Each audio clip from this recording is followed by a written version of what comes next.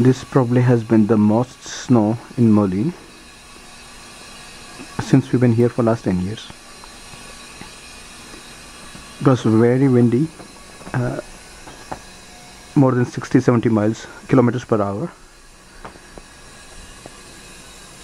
and as you can see there's a lot of snow but hardly any on the cars because of the wind. It was just not sticking anywhere but accumulating in the corners.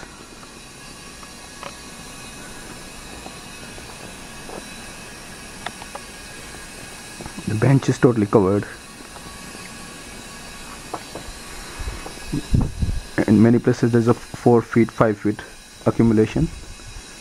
In all there was around 16 to 17 inches of snow last night. That's more than 1.5 foot.